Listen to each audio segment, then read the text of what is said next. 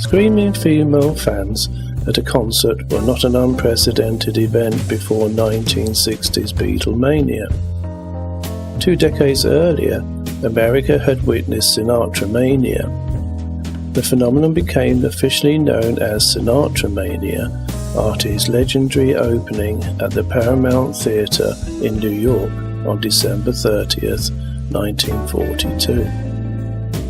As World War II raged on, the rise of Sinatramania spread to both the silver screen and America's radio waves.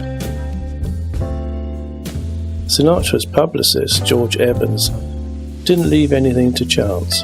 He arranged for girls to be positioned at strategic positions in the audience and paid them $5 each to scream their loudest, which unsuspecting unpaid girls in the audience promptly copied.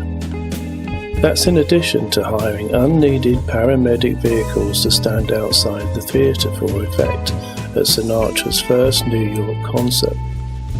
Frank Sinatra's Bobby Soxer fans, as they were known for their fashionable footwear, screamed and swooned and even caused riots at concerts in the 1940s, getting into fights over the iconic bow ties Old Blue Eyes liked to toss into the audience. On October 12, 1944, at a New York performance at the Paramount Theatre, a riot broke out as hundreds of girls started lining up at midnight for the next day's show. In all, about 30,000 teenage girls descended on Times Square. This would become known as the Columbus Day Riot. This wouldn't be the last time females would be rewarded in advance to pave the way for the star act.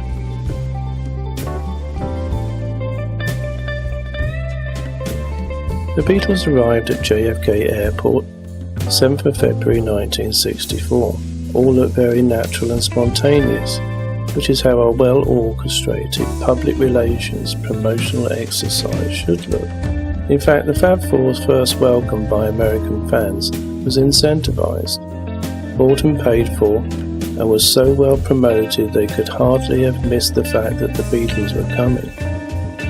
A reported 5,000 fans, some say 3,000, mostly young girls, crowded into the upper balcony of the airport's arrival building, waving placards and banners to welcome the group. The promotion on the day was partly due to sell-tape, if that's how it's pronounced, basically the word Beatles spelled backwards. It was the Beatles' US merchandising organisation run by Nicky Byrne, which had been approved by Brian Epstein to oversee and collect the royalties for the group's non-musical products in America. Byrne had struck a deal with WMCA and WINS radio stations, in which every fan who turned up at JFK would be given $1 and a free Beatles t-shirt and sweatshirts as an inducement. Unknown to Mickey Byrne apparently, the Beatles' American record label, Capitol, had also arranged for posters and car stickers bearing the legend "The Beatles Are Coming" to be distributed throughout New York City. Murray McKay, who was a DJ at 1010 WINS radio station, had announced the details of the Beatles' flight number and arrival time. The information was repeated by rival stations WABC and WMCA. It helped spread the word that Beatles are coming.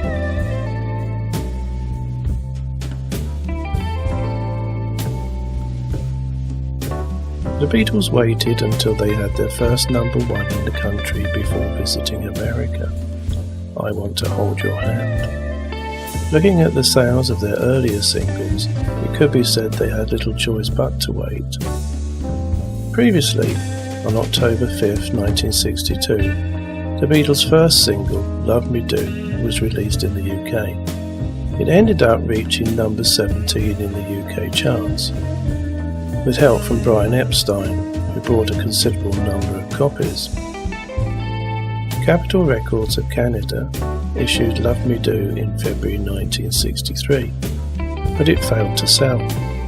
According to Paul White, the Capitol Records Canada executive in charge of selling the Beatles, it was an inauspicious start. "And my efforts, Love Me Do sold 170 copies," he remembered. "I tried for another record, Please Please Me, and that sold about 280. The third record, From Me to You, sold 300. Such was the impact of the early Beatles songs and record sales in the biggest English-speaking continent. It was the Beatles' success on the Ed Sullivan Show in February 1964 that helped the Capitol Canada single of Love Me Do make the Billboard chart at 81 on April the 11th, 1964, 18 months after its UK release, by which time we Brits had already had our first dose of Beatlemania. The opportune timing of exploitation, combined with a spark of marketing, is the perfect mixture to set young hearts ablaze. Give the fans $1 each to turn up, free sweatshirts, poster and car stickers, tell them when and where to go exactly, and you have the ideal publicity photo, which can be used to further manipulate the perceptions of other impressionable teenagers, especially girls who are eager to hold a Beatles hand. According to psychologists, the fan worships the star because he or she, in the fan's eyes, is both divine and extremely ordinary, just like the boy or girl next door. Fan worship is first expressed by buying of records, of concert tickets, of merchandising and memorabilia, basic commerce of youth culture. It can then expand into public manifestations, such as the mobs of young women screaming at Sinatra, the Beatles and the rest of the teen idols who followed in their shoes. All it takes is an initial outlay, $5 to scream in Frank Sinatra's case, or $1 and a badge to turn up and greet the Beatles. And with the right manipulation at the right time, vast profits can ultimately be made.